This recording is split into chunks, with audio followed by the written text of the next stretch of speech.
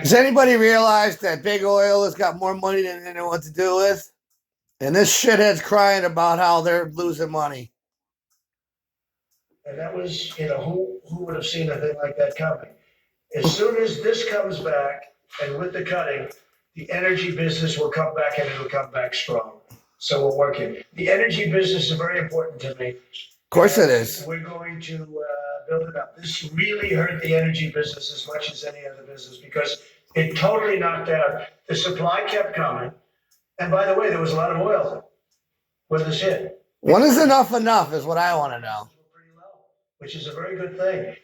But then we got hit by this, and it was devastating. Devastating. Oh, yeah. All you fat cats losing a little bit of money.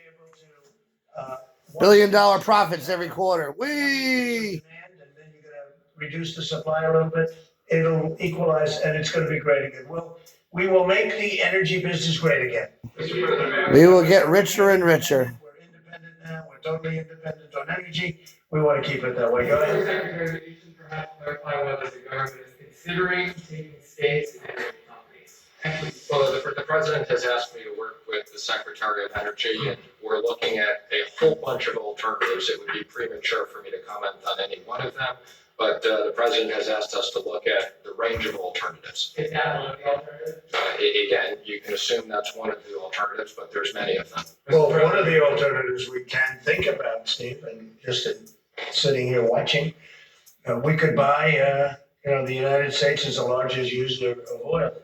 We could buy oil at a great price into the future.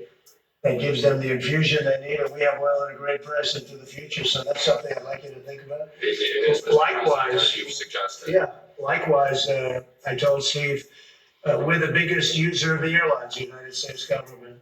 And one of the ways. And you're doing a hell of a thing for society. Nobody's 6 feet apart.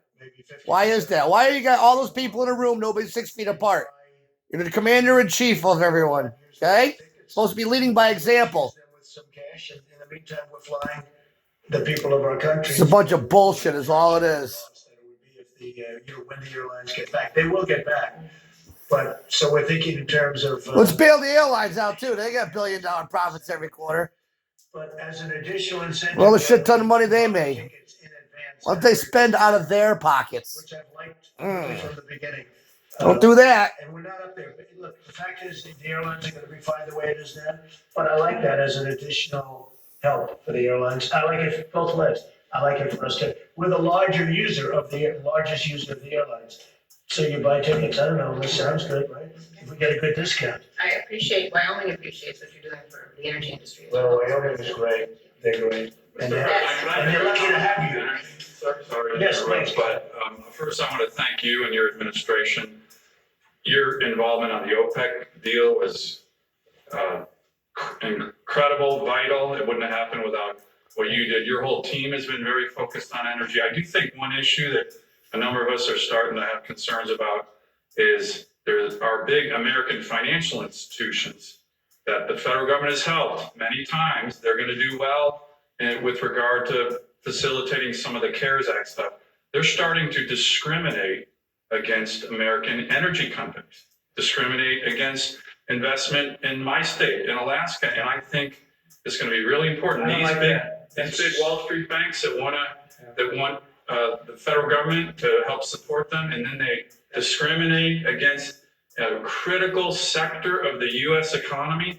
By the way, the sector in the 2008-2009 recession that really drove us out of our recession. I don't think they should be allowed to do that, sir, and I know you I have like concern that about you're it. looking into that. You're right. That got where they were pushed by the radical left. And so they're afraid of the radical left. You shouldn't be afraid of the radical left. Very nice people, AOC plus 3, and all of the friends. But you shouldn't be afraid of them. You should reason with them, and if they don't reason, you do what's right. You cannot be discriminating against these great energy companies. And there is Great energy companies. It's very hard. Let's light the water on fire. Woo! Let's go drill in Alaska. We can't even get a mooring in there. Can't even get a rig to anchor there. But let's go over there. Obama signed an executive order to keep them out of there. And what'd you do as soon as you got in office? Let's spout out some oil. Let's see if we can't do another New Orleans again. Fucking golf. Idiots. A lot of things like the Paris Accord.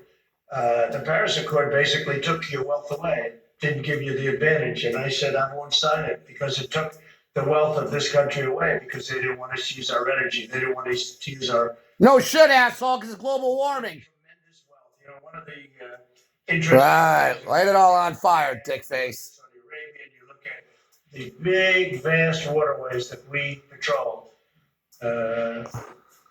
Years and years and years gratis for nothing, so that other people got rich, so that we could get oil out of there, but so that other people got rich. Oh, yeah. Now we get things for it.